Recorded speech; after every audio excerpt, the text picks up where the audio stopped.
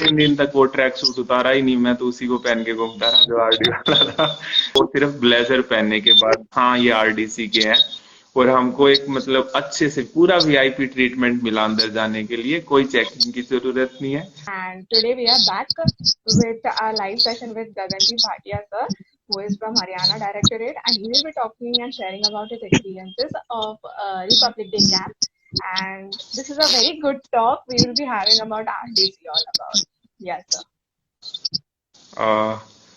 सो RDC के बारे में बहुत सारी इंपॉर्टेंट चीजें हैं। उससे पहले मैं बता दूं कि मैंने जो आरडीसी की थी वो दिल्ली डायरेक्टरेट से करी थी। I am from Haryana but I was studying in Delhi university at that time. So अब बहुत अच्छा एक्सपीरियंस रहा था मेरा आरडीसी का। रात मैं वो स्टोरी दोबारा सुनाना चाहूंगा, शायद सभी सुन ना पाए हो रात को।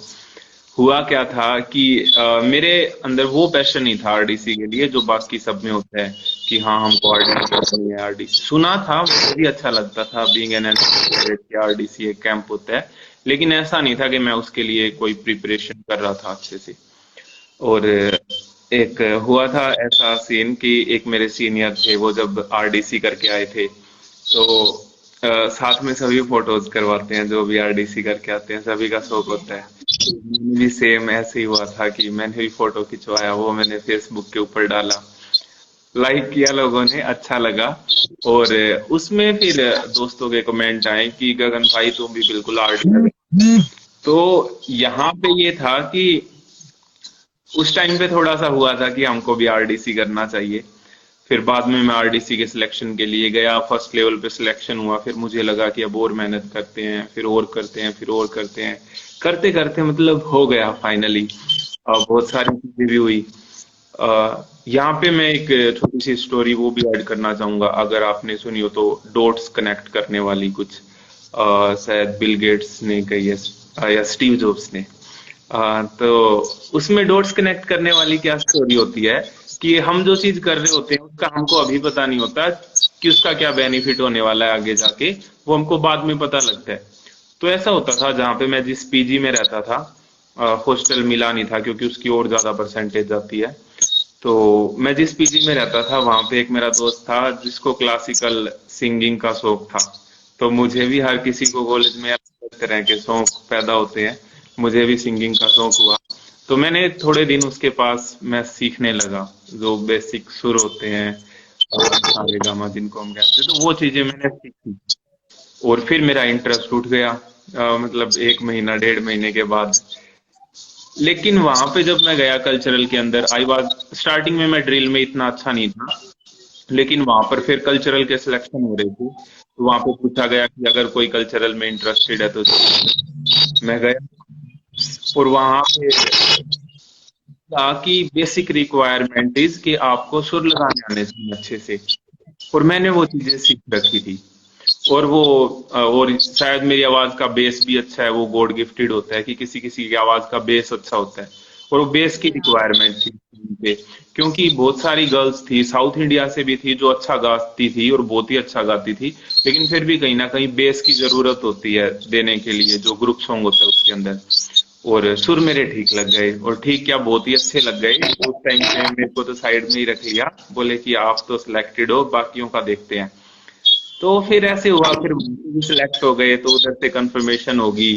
फिर एक चीज इंपॉर्टेंट होती है जो भी आरडीसी के लिए जाए, मैं कहूंगा कि आप जितने ज्यादा इवेंट में पार्टिसिपेट करो ना उतने ज्यादा में करो, क्योंकि वहां पे ऐसा होता है निकलने के चांसेस बहुत ज्यादा रहते हैं, आखिरी डे तक भी निकलते हैं बच्चे। तो अगर आप बहुत ज्यादा इवेंट में हो, मान लो आप ड्रिल में अच्छे नहीं हो, ड्रिल उस्ताद ऐसे कह देंगे कि नहीं ये लड़का मुझे ड्रिल के लिए नहीं चाहिए, लेकिन वहां पे कल्चरल वाले सर आके कहते हैं कि नहीं ये कल्चर में अच्छा है, हम इसको नहीं निकाल सकते, तो वहां से आप बच जाते हैं। या फिर आप फ्लैग एरिया में हैं आप, और मेरा ऐसा था कि मैंने हर इवेंट में ही पार्टिसिपेट किया था, मैंने बेस्ट कैडेट के लिए इंटरव्यू दिया, मैं उसमें भी सिलेक्ट हो गया था, मैं सिंगिंग में भी सिलेक्ट हो गया था, और जो बैले कंपटीशन होता है उसके अंदर भी हम थे, तो और ड्रिल के अंदर भी थे। तो ऐसे बहुत सारी चीजें थी, तो बहुत अच्छा एक्सपीरियंस रहा ये। अमन कह रहा है कि भाई को कुछ पूछना है, हाँ बिल्कुल पूछ सकते हो आप ही के लिए ये, जब तक आप लाइव आ रहे थे तब तक ही हम बातें कर रहे थे, तो आपका कोई भी क्वेश्चन है आप बीच में पूछ सकते हैं। तो ये एक तरीके से टिप है, प्रो टिप अगर इस चीज को बोलें तो, अगर आप आरडीसी कर रहे हैं और अगर आप चाहते हैं कि आप फाइनल तक पहुंचे, तो जितने ज्यादा इवेंट में आप पार्टिसिपेट कर पाए उतने ज्यादा इवेंट में आप पार्टिसिपेट कीजिए, ताकि निकलने के चांसेस कम हो जाएं। इससे बहुत ज्यादा हेल्प मिलती है। दूसरा, अगर आप बेस्ट बेस्ट कैडेट या वाईपी के लिए सोच रहे हैं कि हमको वाईपी के लिए सिलेक्ट होना है या बेस्ट कैडेट के लिए सिलेक्ट होना है, तो उसमें क्या होगा कि उसके एक्स्ट्रा मार्क्स होते हैं। हर चीज के जितने इवेंट आप करोगे उस चीज के एक्स्ट्रा मार्क्स आपके होते हैं, तो आपके चांसेस वाईपी के लिए और बेस्ट कैडेट के लिए भी बढ़ जाते हैं। तो उस चीज के अंदर भी ये चीज हेल्प करती है। तो एक जन में क्वेश्चन पूछा है कि कॉमर्स के थ्रू आप नेवी ज्वाइन कर सकते हो क्या? हाँ, नेवी ज्वाइन कर सकते हैं कॉमर्स के थ्रू। इस बारे में मुझे एग्जैक्टली कोई आइडिया नहीं है इस टाइम पे, क्योंकि ग्रेजुएशन के बाद हम जितनी भी नेवी की एंट्री देखते हैं उसमें बीटेक ही मांगते हैं। एयरफोर्स हाँ, के लिए क्योंकि मैं खुद तो नेवी विंग पे हूँ, तो हाँ, ये क्वेश्चन का आंसर थोड़ा मुश्किल है। लेकिन आप ग्रेजुएशन के बाद अगर अप्लाई करना चाहते हो, जैसे कोई अलग फील्ड हो गई लॉजिस्टिक्स वगैरह, तो वहां पे आप अप्लाई कर सकते हो। Not more than that you can go. बिल्कुल बिल्कुल, ज्यादातर जितनी भी एंट्रीज होती हैं नेवी, मैंने तो बीटेक ही देखी है, क्वालिफिकेशन होती है। एयरफोर्स में है आप, आर्मी में तो ऑब्वियसली अप्लाई कर सकते हैं, लेकिन नेवी के लिए श्योर नहीं है इस बारे में। और कोई क्वेश्चन आपका? लॉजिस्टिक डिपार्टमेंट है कॉमर्स के बाद, तो बिल्कुल लॉजिस्टिक तो कॉमर्स का होगा ही, वहां पे सही है अगर आपको कंफर्मेशन है तो। तो ये वाली चीज होगी, जब तक और क्वेश्चन आते हैं बातों को कंटिन्यू करते हैं ताकि बीच में गैप ना आए। और ये वाली चीज तो इम्पोर्टेंट है कि आप जितने ज्यादा one more event. Thing is that question है sir, can a private cadet go for RDC? Dear, आप प्राइवेट कैडेट होकर के नहीं जा सकते आरडीसी में। आपको एनसीसी ज्वाइन करनी पड़ेगी अगर आपको आरडीसी जाना है, या आप कोई ऑर्गेनाइजेशन में हो जैसे एनएसएस हो गया या भारत स्काउट एंड गाइड हो गया, तो वहां से आप आरडीसी के लिए अप्लाई कर सकते बिल्कुल। तो ये वाली चीज तो एक हो गया आरडीसी के लिए। दूसरा, आरडीसी में क्या है कि अ, अगर आप सोच रहे हैं कि आपको बेस्ट कैडेट या वाईपी के लिए जाना है, स्पेशली सोचते हैं कि अगर हम आरडीसी कर रहे हैं तो वाई नॉट, क्यों ना हम वाईपी के लिए जाएं, क्यों ना हम बेस्ट कैडेट के लिए जाएं। तो अगर आप उस चीज के बारे में सोच रहे हैं, आपने मन बना लिया है, तो आपको ये कंफर्म करना होगा कि आप अपनी इंग्लिश में जो कम्युनिकेशन स्किल है उसको इम्प्रूव करें। मैंने इसके ऊपर स्पेसिफिक वीडियो भी बनाई थी, और एक इंटरव्यू सेशन भी है पूरे का पूरा, जो all India Rajpath parade commander senior under officer Shrishma Hegde 2020 की, उनके साथ इंटरव्यू हुआ था। तो वे वाईपी के लिए भी सिलेक्टेड है। अनफॉर्चुनेटली कोरोना की वजह से नहीं जा पा रहे हैं, अदरवाइज वो वाईपी के लिए सिलेक्टेड है। और राजपथ कमांडर तो वे थी। और वो दूसरी बार आरडीसी में गई थी, एक बार वो जेडब्ल्यू के टाइम पर भी गई थी, जेडब्ल्यू के टाइम पर वो कल्चरल में गई थी। तो देखा जाए तो लगभग, और जेडब्ल्यू के टाइम में उन्होंने फ्लैग एरिया के अंदर ब्रीफिंग भी दी थी। तो अगर देखा जाए तो जितने भी आरडीसी में इवेंट होते हैं वो सारे ऑलमोस्ट कर चुकी हैं। तो वहीं से हमको बहुत सारी चीजें वहां से भी सीखने को मिली कि अगर आप वाईपी या बेस्ट कैडेट के लिए सोच रहे हैं तो आपकी इंग्लिश की कम्युनिकेशन स्किल तो अच्छी होनी होनी चाहिए, इंग्लिश भी आपको इम्प्रूव करनी पड़ेगी। कुछ क्वेश्चन आ जाते हैं कि सर इंग्लिश नहीं आएगी तो क्या वाईपी में सिलेक्शन नहीं होगा? उससे ना फिर ऐसी कोई दिक्कत नहीं है, इंग्लिश नहीं आती कोई दिक्कत वाली बात नहीं है, लेकिन उससे ना एक एडामेंट सा बिहेवियर शो होता है हमारा, कि अगर हम सीख सकते हैं तो फिर क्यों नहीं सीख रहे हैं। ऐसा तो है नहीं कुछ कि इंग्लिश सीखी नहीं जा सकती। और दूसरा, फिर अगर हम फॉरेन कंट्री में जाते हैं इंडिया को रिप्रेजेंट करने के लिए, एम्बेसडर बन के जाते हैं, डेलीगेशन के साथ जाते हैं, तो वहां पे सभी को तो हिंदी नहीं आती ना। तो वहां पे तो एक कॉमन लैंग्वेज होनी चाहिए। तो हिंदी में हम कैसे अपने कल्चर को रिप्रेजेंट करेंगे वहां पे, कैसे हमारे देश के बारे में बताएंगे? तो इस चीज के लिए जरूरी है कि हम चीजों को सीखें, नई नई चीजों को सीखें, वो जरूरी हो जाता है हमारे लिए।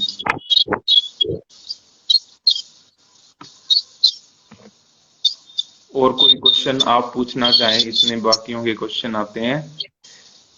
हैं। सर, आरडीसी के लिए जैसे प्रिपरेशन होती है, प्री आईजीसी हो जो ये स्टेजेस होती है, उन सब चीज के लिए कैसे प्रिपरेशन करनी चाहिए? किस लेवल तक आपको उसमें वो क्या ना मास्टरी करनी पड़े?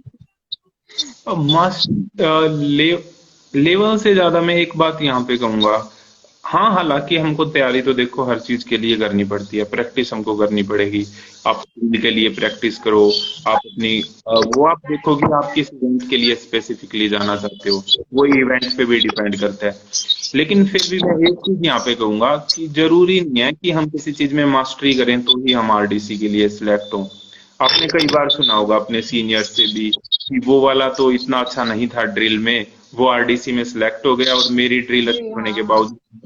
ये बहुत ही एक मतलब ऐसी बात है जो हम सुनते हैं नॉर्मली एनसीसी में। तो ये होता क्यों है? जैसे कुछ होते हैं कि आरडीसी गए हुए भी बच्चे राजपथ के लिए बहुत कम सिलेक्ट होते हैं, और जब राजपथ की बात आती है तो कुछ कहते हैं कि मेरी ड्रिल अच्छी थी, मैं राजपथ में सिलेक्ट नहीं हुआ, और इसकी ड्रिल अच्छी नहीं थी, वो राजपथ में सिलेक्ट हो गया। तो इसका क्या रीजन है? इसका ये रीजन है कि वो जो पूरे का पूरा कंटीजेंट बनता है, अब उसको ना साथ में चलना होता है। अब किसी की ड्रिल बहुत ही अच्छी है, हो सकती है उसकी ड्रिल बहुत अच्छी है, लेकिन वो सबसे अलग दिखेगा, जी ठीक है, हाँ। और सभी की ड्रिल उतनी अच्छी नहीं सकती, तो इसलिए भी उसको साइड कर दिया जाता है। ठीक है, हमको, और मेन बात क्या है, एनसीसी का हमारा मोटो ये यूनिटी एंड डिसिप्लिन, तो हमको यूनिटी के साथ चलना होता है, हमको कोऑर्डिनेशन के साथ चलना होता है। हम अलग नहीं दिख सकते, हमको सभी को साथ मिलके चाहिए, तो ऐसी चीजें ज्यादा मैटर करती हैं। ठीक है, ना कि ये कि बहुत एक्सीलेंट हो जाए ड्रिल के अंदर, बहुत ज्यादा चटकी हो जाए। वहां पे भी जब हम कैंप के सिलेक्शन में भी होते हैं तो हमारा कोऑर्डिनेशन सबसे ज्यादा मैटर करता है, ना कि जी, हम कितने अच्छे हैं किसी चीज के अंदर। आप कितने तो वो यूनाइटेड हो अपने स्क्वाड्रन के साथ, वो ज्यादा मैटर करता है। हाँ बिल्कुल यही ज्यादा मैटर करता है। कितने अच्छे हैं ड्रिल में ये इतना मैटर नहीं करता। हाँ, हालांकि इतना तो हो कि आप मैच कर पाए उनके साथ। जी जी। बिल्कुल, तो ओके। ये वाली चीज जैसा ही। जैसे लोग कहते हैं कि आरडीसी के थ्रू हम यहाँ पर जा सकते हैं कि ऑल इंडिया बेस्ट कैडेट के लिए। तो ऑल इंडिया बेस्ट कैडेट के लिए सर, जैसे आर्मी में भी होता है, नेवी में भी होता है, रेडफोर्स में भी होता है, तीनों चीज के लिए होती है, लेकिन वहां पे जाने के लिए सिलेक्शन कैसे होते हैं? Through RDC. वहां पे जाने के लिए सिलेक्शंस ना हमारे जो प्री आरडीसी के लेवल है वहीं पे स्टार्ट हो जाते हैं। ठीक ओके। है, और मैं आपको बताता हूँ मोटी मोटी चीजें, एक दो पॉइंट रह भी सकता है तो उसके लिए मैं पहले ही माफी चाहूंगा, लेकिन मैं कुछ इंपॉर्टेंट चीजें बता देता हूँ जिस चीज के टेस्ट होते हैं। तो प्री आरडीसी लेवल पे स्टार्ट हो जाते हैं, उसके लिए आपकी ड्रिल तो ऑब्वियसली आरडीसी के लिए अच्छी होनी ही चाहिए। अगर आप बेस्ट कैडेट के लिए जा रहे हैं तो आपकी कमांड भी अच्छी होनी चाहिए, क्योंकि वहां पे जो कमांड का भी एक टेस्ट होता है स्पेशल से, उसके अलग से मार्क्स होते हैं। ठीक है, तो आपकी कमांड अच्छी होनी चाहिए, आपको कंटीजेंट का कमांडर बनाया जाएगा, आपको सारी की सारी कमांड देनी होंगी उनको जितनी भी होती हैं, और उस चीज को चेक किया जाएगा कि आप किस तरीके से कमांड दे पा रहे हैं। आपकी पिच, आपकी मॉड्यूलेशन, आपकी बॉडी लैंग्वेज, सारी चीजें चेक की जाएंगी। उसके साथ साथ जब बेस्ट कैडेट कंपटीशन के लिए जाते हैं तो आपके इंटरव्यूज भी होते हैं डिफरेंट डिफरेंट लेवल पर। वो प्री आरडीसी लेवल से स्टार्ट हो जाएंगे, आपके सीओ साहब आपके इंटरव्यू लेंगे, आपके स्कूल कॉलेज में भी लिए जा सकते हैं। उसके बाद में आगे वहां पे जाके एडीजी लेवल पर, डीजी लेवल पर फाइनल इंटरव्यू जो होता है वो डीजी एमसीसी के साथ होता है। तो ये इंटरव्यूज होते हैं, तो अगेन इंटरव्यूज के लिए आपको प्रिपेयर करना पड़ेगा। फिर वो इंटरव्यू इंग्लिश में ही होंगे, तो आपको इंग्लिश में ही देने होंगे, क्योंकि ऑफिसर्स मेनली इंग्लिश में ही बात करेंगे वहां पे। तो उस चीज के लिए आपको प्रिपेयर करना है। तीसरा, टेस्ट भी होते हैं, क्वेश्चंस होते हैं जीके से रिलेटेड, एनसीसी से रिलेटेड। तो अगर आप बेस्ट कैडेट के लिए प्रिपेयर कर रहे हैं तो अभी से आपको स्टैटिक जो जीके है, इंडिया की जो जीके है, मनोरमा एक बुक आती है जीके की, उसको आप प्रिपेयर कर सकते हैं, या ईयरली कोई भी बुक है उसको प्रिपेयर कीजिए। साथ में जो एनसीसी की हैंडबुक होती है वो आपको बिल्कुल 2-3 बार उसको अच्छे से पढ़ना है। ठीक है, सर्विस बुक है आपकी कोई, जो अगर आप आर्मी से हैं तो आर्मी से रिलेटेड जो क्वेश्चन है, नेवी है तो नेवी से रिलेटेड क्वेश्चन, और एयरफोर्स है तो एयरफोर्स से रिलेटेड क्वेश्चन, वो आपको सारे के सारे तैयार करने होते हैं। और बेस्ट कैडेट के अंदर एक ऑप्शन और होता है, दैट इज फायरिंग। तो आपको फायरिंग के लिए भी जाना होता है, आपको फायरिंग के लिए ले जाया जाएगा जब आप दिल्ली में जाएंगे। मेनली जो राजपूताना राइफल्स की वहां पे फायरिंग रेंज है वहां पर ले जाया जाता है। मुझे भी मौका मिला था जाने के लिए वहां पे प्री टीएससी कैंप में, तो अच्छा लगता है बहुत। और पहली बार, हाँ, हालांकि .22 राइफल ही मिली थी, वो बहुत छोटी होती है, लेकिन फिर अच्छा लगता है पहली उसके बार। भी अपने चल, मजे होते हैं। हाँ, तो ये है, और फिर हमको फायर राउंड करने के लिए मिलते हैं। तो वो सारी बेस्ट कैडेट के अंदर अगर हम देखें तो जीके का टेस्ट आपको प्रिपेयर करना है, आपको इंटरव्यू के लिए प्रिपेयर करना है, आपको अपनी कमांड के ऊपर फोकस करना है, और आपको फायरिंग, अगर फायरिंग अच्छी है तो उसके भी मार्क्स होते हैं। हाँ, हालांकि फायरिंग के लिए आप ज्यादा कुछ कर नहीं सकते क्योंकि सभी के पास अवेलेबल होती नहीं है, तो प्रैक्टिस नहीं कर सकते। और ये चीजें नेचुरली होती हैं, कुछ की अच्छी होती है, कुछ का एम अच्छा होता है, कुछ का नहीं होता है, लेकिन बाकी चीजों पे तो आप फोकस कर सकते हैं। ऐसा जिन कैडेट्स को फायरिंग नहीं आती वो उनके लिए क्या होता है फिर, मतलब वहां पे जाने के बाद? उनके लिए भगवान का नाम होता है। वो एक इम्पोर्टेंट नहीं। क्वेश्चन हो जाता है यहाँ पर, क्योंकि हर कोई हाँ बच्चा तो मतलब कर नहीं पाता है कि फायरिंग की ट्रेनिंग या फायरिंग सभी को आनी चाहिए करके। तो वो एक इशू हो जाता है सारे कैडेट्स के लिए, फिर आगे क्या करना नहीं, लेकिन ऐसा होगा ना कि आपको प्री आरडीसी लेवल पर भी जब आप होंगे अपनी डायरेक्टरेट पर, तो आपको डायरेक्टरेट लेवल पे भी सिलेक्ट किया जाएगा बेस्ट कैडेट के लिए, और एक रिजर्व्ड बेस्ट कैडेट भी रखा जाता है डायरेक्टरेट लेवल पे। तो ऐसे नहीं होता डायरेक्टली आपको दिल्ली जाके फायरिंग करनी है, आपको पहले भी डायरेक्टरेट लेवल पर भी ले जाया जाता है ताकि प्रैक्टिस हो सके, और हमारा जो कैडेट है वो बेस्ट कैडेट के लिए सिलेक्ट हो सके। तो डायरेक्टरेट भी पूरी कोशिश करती है पहले सिखाने की। तो उसमें वही है कि हाँ, माना हर कोई, क्योंकि सभी के पास थोड़ी प्रैक्टिस करने का होता है, तो हर किसी को पहली बार ही मौका मिलता है। तो आप कितना अडेप्ट कर पाते हैं, बताया जाएगा आपको पहले किस तरह से आपको पोजीशन लेनी है, किस तरह से आपको फायर करना है, किस तरह से आपको एम करना है, ये सारी चीजें बताई जाएंगी। तो वो पर्सन पे डिपेंड करता है कि वो कितना अडेप्टिव है, किस हिसाब से वो अडेप्ट कर पा रहा है, वो चीजों को कितना जल्दी सीख रहा है। तो ये भी तो अगेन क्वालिटीज हैं, ऑफिसर लाइक क्वालिटीज जिनको हम कहते हैं। क्योंकि मौका तो सभी को सेम दिया जाएगा, किसी के साथ ऐसे तो है नहीं किसी को ज्यादा सिखाया जाएगा किसी को कम। तो वही है। तो सर कोई वाईपी जाने के लिए और क्या करना होता है? जैसे ऑल इंडिया बेस्ट कैडेट के लिए तो आपने बताया, अब वाईपी के लिए? वाईपी के लिए भी बिल्कुल लगभग सेम प्रोसीजर होता है, और बल्कि वाईपी के अंदर जो फायरिंग ऑप्शन होता है वो हट जाता है, वो सिर्फ बेस्ट कैडेट में होता है। बाकी सेम प्रोसीजर होता है, if you are going for the best cadet और चाहे आप वाईपी के लिए जा रहे हैं, ये सेम प्रोसीजर होता है। लेकिन बेस्ट कैडेट में ऐसे है कि अगर आप थर्ड ईयर के अंदर है तो भी आप बेस्ट कैडेट के लिए जा सकते हैं, लेकिन वाईपी में सिर्फ आप सेकेंड ईयर के हों तभी आप वाईपी के लिए जा सकते हैं। उसका भी एक रीजन है, क्योंकि अगर आप थर्ड ईयर के अंदर वाईपी के लिए सिलेक्ट हो भी जाते हैं, तो जब तक वाईपी जाने का टाइम आता है, क्योंकि जब ही नहीं हम वाईपी जाते, आरडीसी का रिजल्ट आएगा जनवरी के लास्ट में या फरवरी की स्टार्टिंग में, फिर उसके वहां पर आपको पता लगेगा कि आप वाईपी के लिए सिलेक्ट हुए हो एक बार के लिए। फिर कुछ महीने के बाद, 3-4 महीने के बाद आपका रिजल्ट आएगा कि आप कौन सी जगह पर वाईपी जाएंगे। फिर उसके बाद में अगेन आपका कैंप लगेगा दिल्ली में दोबारा से 10 दिन का, जहाँ पे आपको अच्छे तरीके से एटिकेट सिखाए जाएंगे, किस तरीके से ऑफिसर्स से बात की जाती है, सीनियर से बात की जाती है, खाना कैसे खाया जाता है, ये जितनी छोटी छोटी चीजें हैं ना, ये सारी चीजें सिखाई जाती हैं आपको वहां पर। तो ये जो चीजें हैं वो बहुत ज्यादा टाइम लग जाता है, और अगर आप थर्ड ईयर में हैं तो तब तक आपके एग्जाम भी हो चुके होंगे और आप एनसीसी से पास आउट हो चुके होंगे। तो फिर आप एनसीसी को रिप्रेजेंट कैसे करेंगे? तो इसीलिए सिर्फ सेकंड ईयर के जो कैडेट होते हैं उन्हीं को वाईपी के लिए सिलेक्ट किया जाता है। प्रोसीजर सेम रहता है बेस्ट कैडेट और वाईपी के लिए, कुछ मोटी चीजों को छोड़ के। ओके, तो सर आरडीसी के जैसे हमारी जो राजपथ की रैली होती है वो तो 26 जनवरी को होती है, एंड जो पीएम रैली होती है वो उसके अगले दिन पे होती है। तो सर पीएम रैली का क्या ऐसा इम्पोर्टेंस है जो अगले दिन किया जाता है उस चीज? इस बारे में तो मैं कुछ नहीं बता सकता आपको कि क्या उसकी ऐसी इम्पोर्टेंस है कि वो क्यों किया जाता है।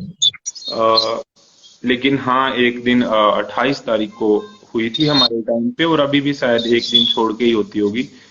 तो यही होता है, और अच्छा इवेंट होता है वो भी। जो लोग आरडीसी के लिए सिलेक्ट नहीं हो पाते, राजपथ के लिए स्पेसिफिकली, तो उनको वहां पे ऑनरेबल प्राइम मिनिस्टर के सामने ड्रिल करने को मिलता है, वहां पर मार्चिंग करने को मिलता है। तो ये भी एक अच्छी अपॉर्चुनिटी है वहां पर। ओके, तो उस दिन पे पीएम रैली के दिन हम कल्चरल देखते हैं, एडवेंचर देखते हैं, जो पैराट्रूप्स वाले जो स्क्वाड्रन के होते हैं वो हमको करके बताते हैं वो सारी चीजें। बिल्कुल। तो और ये तो एक चीज कि हाँ, आप बोलिए। नहीं नहीं, आप बोलिए। तो मैं ये बता रहा था, ये थोड़ी सी हम बीइंग ए दिल्ली से एनसीसी कैडेट अच्छी बात भी है, लेकिन बाकियों के साथ ये थोड़ी सी पार्शियलिटी भी लगती है कि पीएम रैली के अंदर जैसे जो पैरासेलिंग, पैरास्लीदरिंग, ये जो कैंप होते हैं, मतलब जो एनसीसी के कैडेट करते हैं, तो वो सभी दिल्ली से ही होते हैं, वो किसी और डायरेक्टरेट से नहीं होते, तो दिल्ली वालों को ये बहुत ज्यादा फायदा मिलता है। और दूसरा एक कैंप होता है एजेजे, अगर आपने सुना हो तो। एजेजे की फुल फॉर्म होती है अमर जवान ज्योति, जो इंडिया गेट पर है अपने, तो वहां पर एनसीसी के कैडेट्स को मौका मिलता है एनसीसी डे पर। ठीक है, एनसीसी डे पर वहां पर जाकर जाते हैं एनसीसी के कैडेट्स, तो वो भी अगेन दिल्ली डायरेक्टरेट के जो कैडेट होते हैं उन्हीं को मौका मिल पाता है। तो ये कुछ इवेंट होते हैं पीएम रैली के अंदर। ओके सर, आप अपने एक्सपीरियंस शेयर कीजिए। हाँ, मैं मेरा ही एक्सपीरियंस बता रहा हूँ। ओके। बहुत सही रहा है एक्सपीरियंस, बहुत सारी चीजें सीखने को मिली हैं। मेरा पहला कैंप की अगर मैं बात करूं तो कल्चरल कैंप था एक। अगेन वो सिर्फ दिल्ली डायरेक्टरेट के लिए ही था। कल्चरल कैंप था एक, और उसमें पीएम रैली का ही कैंप किया था मैंने। और पीएम रैली में जो कल्चरल परफॉर्म करते हैं, तो वो मेरा पहला कैंप था। उसके बाद में मैं आरडीसी में गया था नेक्स्ट ईयर। पहले ईयर में मैं सिर्फ कल्चरल कैंप में गया था उसमें। तो उसमें बहुत ही अच्छा मतलब एक्सपीरियंस था, क्योंकि उस कैंप के अंदर बेसिकली डांस ही डांस करना था हमको। हम दिन और रात डांस की प्रैक्टिस करते थे, और बहुत सारे थे, ऐसे नहीं था कि 10-20 है, हम अराउंड 200 और 300 के अराउंड थे, 300 के अराउंड कैडेट थे, बॉयज और गर्ल्स मिला के, जिन्होंने हमने साथ में परफॉर्म किया था उस कल्चरल कैंप के लिए। तो बहुत सही एक्सपीरियंस रहा, और वहाँ पे जो दोस्त बने वो अभी तक दोस्त हैं। और कैंप्स के अंदर वो मेन तो बात ये होती है एनसीसी में बन ही जाते हैं कि एक बार जो दोस्त बन गए वो हमेशा लाइफ टाइम के लिए दोस्त होते हैं। कि वो नेक्स्ट टाइम के लिए हो जाते हैं, बिल्कुल। तो यही है। और मैं फॉर्चुनेट भी हूँ, क्योंकि पहला पहला कैंप आया था जब नोटिफिकेशन आई थी कि कौन कौन कैंप के लिए जाना चाहता है, तो मैंने भी नाम लिखवाया, बाकी कई जो बाकी कैडेट्स थे उन्होंने भी नाम लिखवाया। लेकिन वो रैंडम था, जब उसके बारे में कोई प्रॉपर इंफॉर्मेशन थी नहीं कि ये क्या कैंप है, क्या करना है। बस ऐसे था कैंप है, आपको जाना है, कौन कौन जाना चाहता है, तो हमने हाँ कर दी थी। तो हम में से कुछ थे जिनकी किस्मत अच्छी थी, उनको ऐसा कैंप मिला जिसके अंदर हम वहीं पे रह सकते थे 10 दिन के लिए। रात दिन हम रहे वहां पे, अच्छे से सब कुछ था, अच्छे से खाना पीना रहना और डांस करने को मिलता था हमको। लेकिन कुछ थे जो हमारे साथ के ही थे।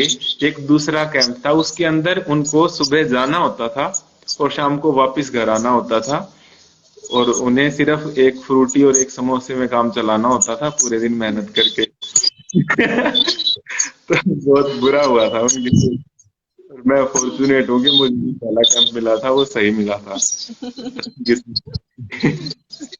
वो कहा जाता है ना, सब अपनी तकदीर लेकर के ही आते हैं। बिल्कुल, तो सही था सब कुछ। और फिर एसएनआईसी तो मैंने बताया है कई बार, एसएनआईसी तो बेस्ट कैंप था मेरे लिए। हमको पता है कि नॉर्थ ईस्ट की जो स्टेट्स है वहाँ पे जाने के लिए हमको इनर परमिट लेना पड़ता है, लेकिन एमसीसी कैडेट होने के लिए हमको इनर परमिट नहीं लेना पड़ा। और हम गए वहाँ पे पहली बार नॉर्थ ईस्ट में जाना। एसएसबी देने जाता हूँ मैं, कई बार गया हूँ डिफरेंट डिफरेंट स्टेट। तो वहां पर क्या है कि लगभग इंडिया घूम लिया है, मतलब कह सकते हैं हाँ मैंने देखा है इंडिया को। अच्छा लगता है कि हाँ मैं घूम चुका हूँ। ठीक है, लेकिन ये था कि नॉर्थ ईस्ट में शायद नहीं जा पाता मैं अगर इस कैंप में ना जाता तो। बाकी क्योंकि नॉर्थ ईस्ट के अंदर कोई एसएसबी भी नहीं है, सर्विस सिलेक्शन बोर्ड भी नहीं है जहाँ पे हम जा पाए। साउथ में गए हैं, मैसूर कर्नाटका में, बैंगलोर गए हैं, और बस अभी बाकी हैं बहुत सारी चीजें, वाराणसी बाकी है, अभी वैसे ही जाएंगे घूमने।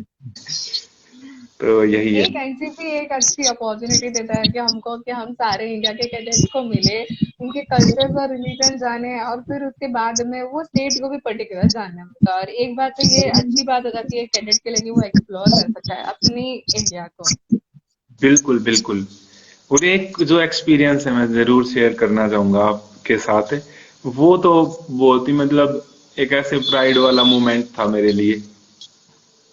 अंदर से फील हुआ, ऐसा नहीं कि किसी ने मुझे प्राइज दिया था या कुछ ऐसा हुआ था जो प्राइड फील हो। मैं दिल्ली में ही रहता था जब ग्रेजुएशन कर रहा था तो, और एनसीसी कर रहा था तो दोस्तों ने प्लान बनाया कि चलो कुतुब मीनार देखने चलते हैं। हम कुतुब मीनार देखने चले गए। हम वहां पर कुतुब मीनार देखने गए तो हमने टिकट ली और हमारी अच्छे से चेकिंग हुई। उसके बाद में हमने कुतुब मीनार देखा और वापस आ गए। नॉर्मली होता है, यही होता है। लेकिन फिर आरडीसी वाले कैडेट्स को स्पेशल दिल्ली दर्शन के लिए ले जाया जाता है। हाँ जैसे जी। आईएएस कैडेट्स होते हैं उनको भारत दर्शन कराया जाता है, तो एनसीसी के कैडेट्स जो आरडीसी होते हैं उनको दिल्ली दर्शन के लिए ले जाया जाता है, जिसमें दिल्ली की जो मेन मेन साइट्स है वहां पर, और उसके साथ में आगरा में ताजमहल भी दिखाने के लिए ले जाया जाता है। ये सभी को ले जाया जाता है। तो जब मैं दिल्ली दर्शन के दौरान वहां पर गया तो क्या हुआ कि पूरे का पूरा जो हमारी दिल्ली डायरेक्टरेट थी वो चली गई। हमको थोड़ा साइड में जाना था, कुछ काम था दो तीन लोगों को, तो हमने सर से परमिशन ली और हम थोड़ा साइड में चले गए। और जब तक हम आए तो सभी अंदर जा चुके थे। तो हमें ये हुआ कि ना तो हमारे पास टिकट है, ना हमारे पास हमारे सीट है। ठीक है, तो हमको एंट्री किस तरीके से मिलेगी। लेकिन उस टाइम पे हम ब्लेजर में थे, आरडीसी का ब्लेजर हमने पहन रखा। और जब हम एंट्री करने लगे तो हम पहले से ही, उन्होंने कुछ कहा नहीं लेकिन पहले से ही मैं एक्सप्लेन करने लग गया कि सर हम साथ में हैं और हमारे सर अंदर है। तो बोले कोई दिक्कत नहीं है, आप जाइए। मैं चेकिंग के लिए मैंने बोला तो उन्होंने चेकिंग के लिए भी मना कर दिया कि कोई दिक्कत नहीं है, आप जाइए। मतलब एक वीआईपी ट्रीटमेंट। आप समझ सकते हैं, मैं सेम सिचुएशन में मैं पहले भी गया हूं, तो हमको टिकट भी अच्छे से लेनी पड़ी, अच्छे से चेकिंग हुई और फिर हमको अंदर एंट्री मिली। और फिर वो सिर्फ ब्लेजर पहनने के बाद, हाँ ये आरडीसी के हैं, और हमको एक मतलब अच्छे से पूरा वीआईपी ट्रीटमेंट मिला अंदर जाने के लिए। कोई चेकिंग की जरूरत नहीं है। हाँ, हालांकि उनको करनी चाहिए थी, उनकी ड्यूटी थी ये। लेकिन लेकिन मैं कहूंगा कि वो एक अच्छा एक्सपीरियंस था, बहुत ही अच्छा एक्सपीरियंस था। ओके। तो ये एक कैडेट को एक प्राइड की भी बात होती है कि नहीं, हम आरटीसी करके आए तो हम हमारे एक बोलते हैं ना वीआईपी बन के हो गए, नहीं अब तो हम वीआईपी है भाई, हम आरटीसी करके आए करके। हालांकि वो बिल्कुल। यूनिट में आने के बाद तो अपनी रैंक बढ़ा ही देते हैं, कि ऐसे कहा जाता है कहीं कहीं डायरेक्टरेट्स में कि कैडेट कैप्टन बना दिया जाता है उनको जो आरटीसी रिटर्न होते हैं। बट बिल्कुल। लेकिन वो एक प्राइड हो जाता है कि हम बोलते हैं ना, जैसे जवान हमारे लिए प्राइड ऑफ नेशन है, तो हम भी ऐसे एक प्राइड ऑफ नेशन हो जाते हैं कि नहीं, हम भी उनके बाद के फ्यूचर है। बिल्कुल हुसैन, अरे ऐसा थोड़ा अजीब लगेगा बोलने में, लेकिन मैंने तो आरडीसी से आने के बाद 3 दिन तक वो ट्रैक सूट उतारा ही नहीं। मैं तो उसी को पहन के घूमता रहा जो आरडी वाला था। तो अच्छा लग रहा था। ठीक है, कॉलेज में बहुत ही मतलब अच्छी फीलिंग आ रही थी, सभी रिस्पेक्ट से देख रहे थे। वो फिर मन नहीं करता है, एक अचीवमेंट अपने हाथ में हासिल हो जाता है कि भाई हम कैसे और बता सके सबको कि हम भी करके आए हैं। बिल्कुल। और अच्छा, हमारे कॉलेज में तो सभी में होता होगा, लेकिन कॉलेज की एक रीत रही है कि हर साल कम से कम एक आरडीसी तो कॉलेज से करके आता ही है, मिनिमम एक आरडी रिटर्न तो चाहिए। और फिर आते हैं तो एक इवेंट करा जाता है, अच्छे से केक वगैरह काटा जाता है। और फिर जब वो सभी खड़े थे और मतलब एनसीसी क्लैप हुई और केक काट रहे हैं, और मतलब समझ रहे हो ना आप बात। वो एक तो सही सेलिब्रेशन लगता मूवमेंट हो जाता है और वो अच्छा है। हाँ, भी लगता है कि नहीं, इतने बड़े अचीवमेंट के बाद हमें सेलिब्रेट करना तो बनता है। तो बिल्कुल हमारे एक बिल्कुल। महाराष्ट्र के कैडेट है जिनका नाम है माइक जुलू। तो उन्होंने पूछा है कि views on NCC special entry क्या है आपके। एनसीसी स्पेशल एंट्री के व्यूज, व्यूज की सेंस में बताऊं मैं, व्यूज एनसीसी स्पेशल एंट्री मतलब पर्टिकुलर क्वेश्चन अगर होता तो मैं अच्छे से जवाब दे पाता इसका।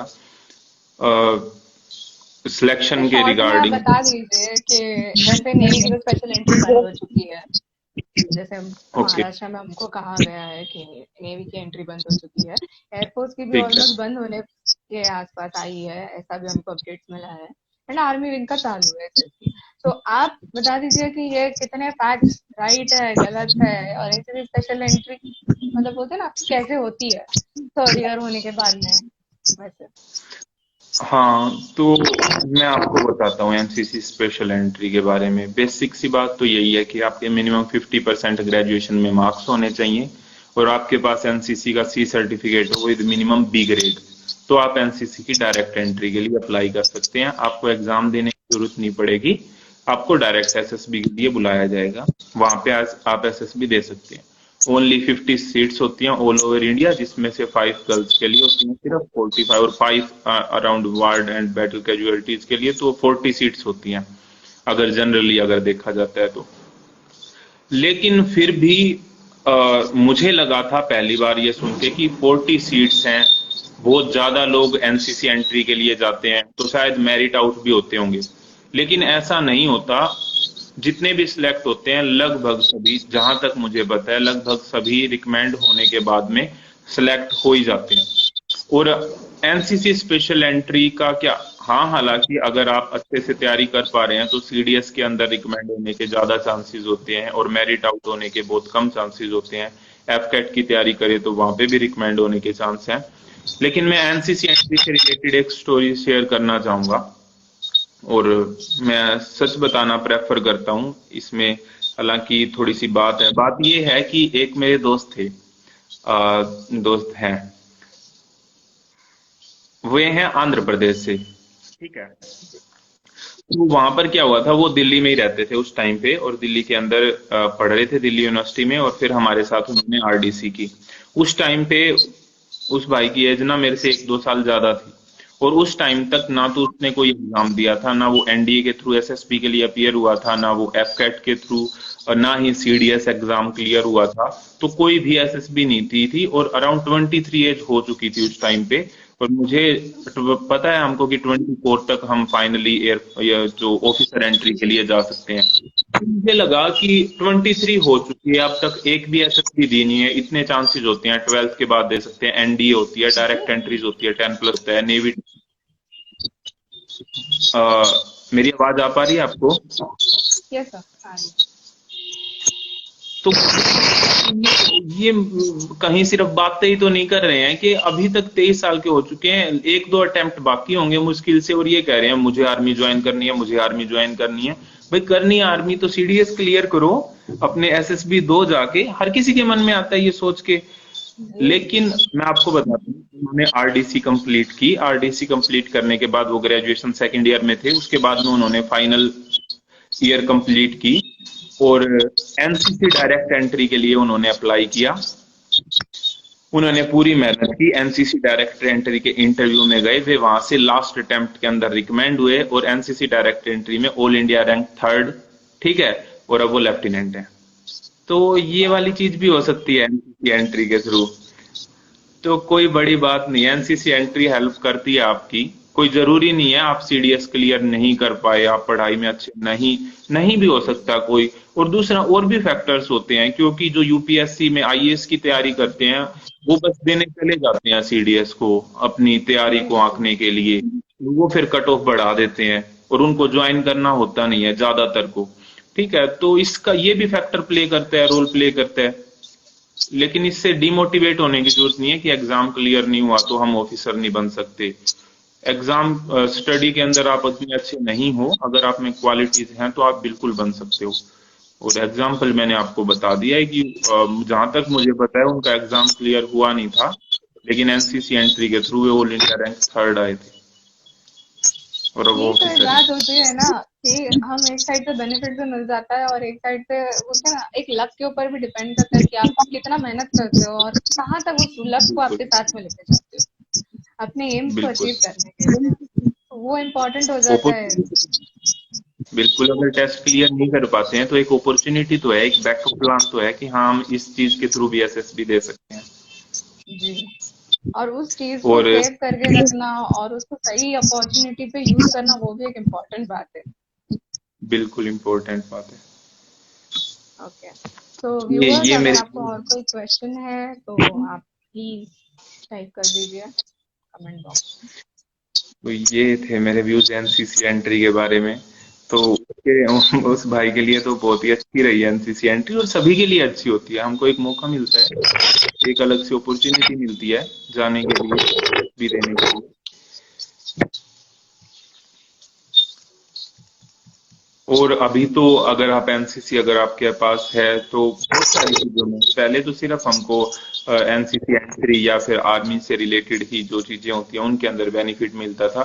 अब तो ये अप्रूवल भी आ चुका है होम मिनिस्ट्री की तरफ से कि जितने भी सीएपीएफ हैं, सेंट्रल आर्म्ड पुलिस फोर्सेज हैं, जी। उनके अंदर आपको एनसीसी बेनिफिट दिया जाएगा। किया जाएगा। हाँ, और सिर्फ दिया नहीं जाएगा, जो अभी हाल फिलहाल के अंदर सीपीओ जो एसएससी कंडक्ट करती है, उसका जो फॉर्म निकला है, उस फॉर्म की नोटिफिकेशन के अंदर ये चीजें दी गई हैं कि अगर आपके पास सी सर्टिफिकेट है तो आपको 10 मार्क्स एक्स्ट्रा मिलेंगे। If I am not wrong 10 marks हैं, और 10 मार्क्स करके 10 मार्क्स फ्री में मिलेंगे। 10% कह लो मार्क्स, नहीं नहीं, 5% मार्क्स है, सॉरी, मैं यहाँ पे करेक्ट करना चाहूंगा। 5% मार्क्स है, 200 मार्क्स का एग्जाम होता है, तो 10 मार्क्स हो गए, और 10 मार्क्स आपको प्री में मिलेंगे और 10 मार्क्स आपको मेंस में मिलेंगे, क्योंकि उसका मेंस भी 200 मार्क्स का होता है सिर्फ इंग्लिश का। तो आप समझ सकते हैं जहाँ पे एक एक नंबर से इतना इतना फर्क पड़ जाता है, एक एक क्यों पॉइंट पॉइंट से फर्क पड़ता है, वहां पे अगर किसी को 20 मार्क्स एक्स्ट्रा मिल रहे हैं तो फाइनल कट ऑफ में कितने ज्यादा चांसेस हो जाते हैं। जी। तो ये बेनिफिट। और स्टेट पुलिस के अंदर भी अब जितने भी आप फॉर्म निकलेंगे आप देख पाएंगे, क्योंकि ये उधर से रिकमेंडेशन आ चुकी है, ठीक है, कि सभी स्टेट्स को यस। कहा गया है कि आपके हिसाब से आप, और जितना भी बेनिफिट हो सकता है आप जितना दे सकते हैं आप एनसीसी कैडेट्स को प्रोवाइड कीजिए, स्टेट पुलिस के एसआई और कांस्टेबल के एग्जाम में स्पेसिफिकली। तो यहाँ पर भी बेनिफिट है। सर हमारे तो व्यूअर का क्वेश्चन है, अंजू वाला 272 का। जय Hind sir, NCC air force wing के थ्रू कॉमर्स स्टूडेंट पायलट की पोस्ट ज्वाइन कर सकते हैं?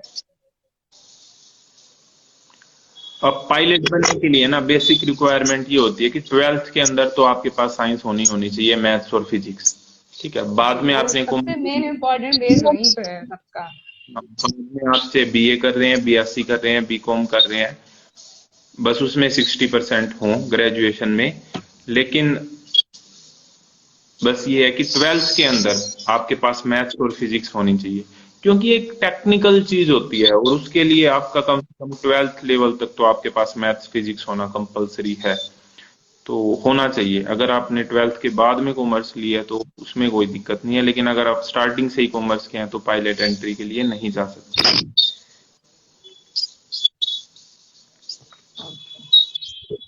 ओके सर, अ, अखिलेश पवार एक का है क्वेश्चन।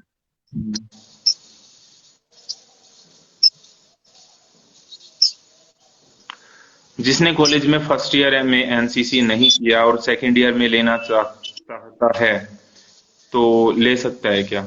देखो, ये अच्छा क्वेश्चन है वैसे बहुत ही, क्योंकि अब जितने भी नोटिफिकेशन निकल रहे हैं उसमें तो यही कहा जाता है कि आप एनसीसी फर्स्ट ईयर में होने चाहिए, और अगर आप बीटेक कर रहे हैं तो एनसीसी सेकेंड ईयर में करेगा, कोई दिक्कत वाली बात नहीं है। पहले क्या होता था, कुछ साल पहले तक जो हमारी एनसीसी की ट्रेनिंग होती थी वो 2 साल की होती थी, अब एनसीसी की ट्रेनिंग 3 साल की हो चुकी है। 3 साल। तो यही है, अगर आप फर्स्ट ईयर में ज्वाइन करते हैं तो जब तक आपकी ग्रेजुएशन कंप्लीट होगी तो आपकी एनसीसी भी कंप्लीट हो जाएगी। इसीलिए सिर्फ फर्स्ट ईयर वालों को ही प्रेफर किया जाता है, और बीटेक में है तो सेकंड ईयर में भी कंप्लीट हो जाएगी। लेकिन यहाँ पे क्वेश्चन ये आ रहा है, फर्स्ट ईयर में अगर नहीं ज्वाइन कर पाए तो क्या सेकंड ईयर में कर सकते हैं? कर सकते हैं, लेकिन मुश्किल होगा। ऐसे कहीं ये आपका नहीं है जो कि थर्ड अगर, ईयर होगा जो सी सर्टिफिकेट देने के टाइम का, वो मुश्किल हो जाएगा देना। वो मुश्किल हो जाएगा बिल्कुल।